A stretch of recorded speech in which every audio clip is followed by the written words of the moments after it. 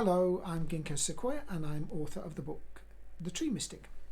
This section is about widows, one of several on the subject. The Tree Mystic was in Vrindavan, the childhood home of Krishna. Many widows who are cast out of their homes when their husband dies come here to live. They usually live on the streets or have some basic accommodation given to them, and in return they sing devotional songs and do 4 hours of mantra a day.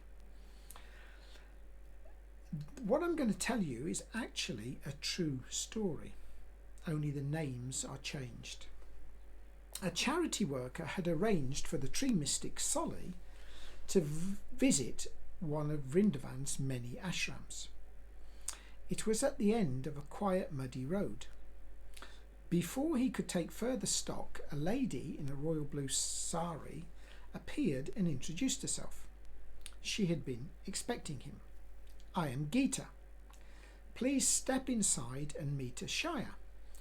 She is one of the elderly widows residing here."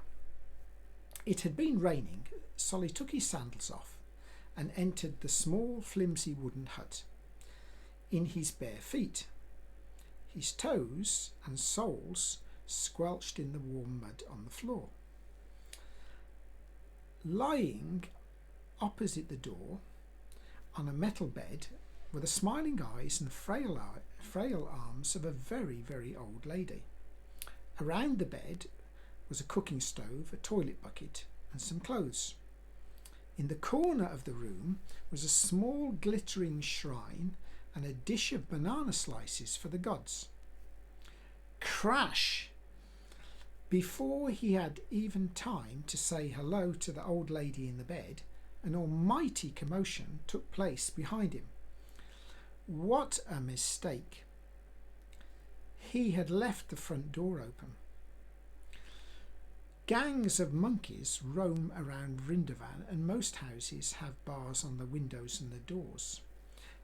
Having left the door open, 2 large aggressive monkeys had come in. Now they were upturning all of Ashaya's worldly goods. He shooed them out quickly, but it was too late. "I am so sorry, please forgive me," he said. However, Ashaya was not angry. In fact, she chuckled and dismissed all that had happened with the wave of a bony hand. Then Gita entered.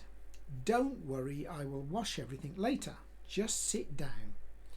Let's take tea with your host. This is an honour for her." Ashaya could not speak English. Gita told Solly that Ashaya was 94 years old and had been bedbound for the last 8 years. Then she informed him that they had both been cast out of their husbands' family homes when they were young widows. "It saddens me to say it, but as soon as I became a widow, my son looked down on me. My lower social standing appeared to elevate his. He starved and beat me before he threw me out."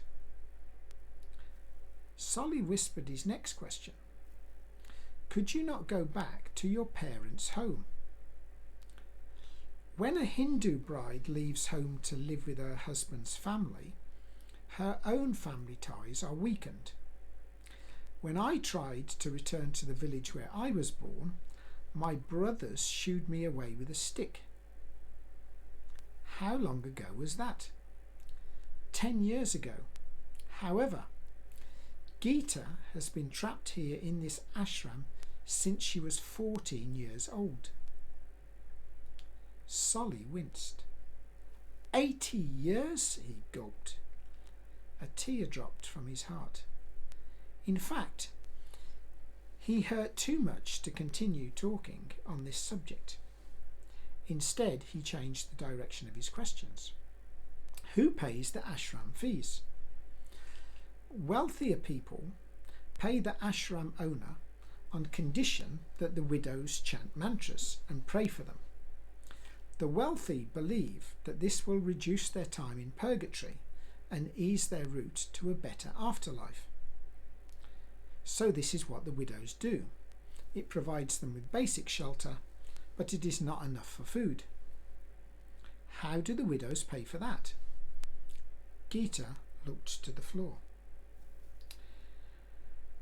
Those that can go outside to beg. The youngest perform other duties in order to ensure that everyone in the ashram can eat. Before Solly had time to take all of this in, he saw something out the corner of his eye. It was sitting on the small shrine next to the banana offering.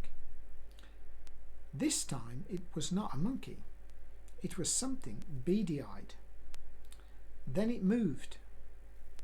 It was dark, wet and furry. It was the one thing in life that Solly was afraid of. However, before he could think what to do, something bit his foot. He looked down at the floor. Shudder! A black rat was nibbling his toes. He quickly lifted his feet off the ground. His first thought was to run in fear. This would mean running from the widows giving him hospitality, the same women who had to live in these conditions amongst these rats every day of their life. A third rat appeared. "Oh my God," he said under his breath. However, Solly didn't run, he stayed. He stayed out of compassion and transformed his empathy into love. When it was time to leave, Ashaya and Gita didn't ask Solly for anything. Not 1 rupee, not even for an orange. Why would they? They had given up on anyone saving them a long, long time ago.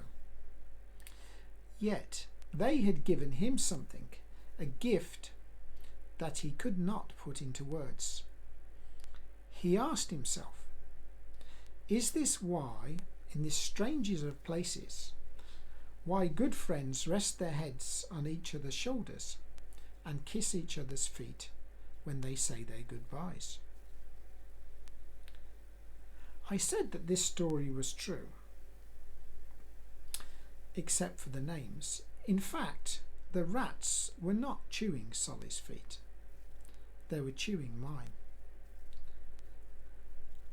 I have put together a project which I hope will alleviate the widow's suffering. You can donate if you wish and by going to thetreemystic.com, and I hope that we can make this story come alive. You can also buy the book at Amazon or on thetreemystic.com. Thank you for listening, and there will be more stories on the widows of India in further YouTube videos. Thank you. Goodbye.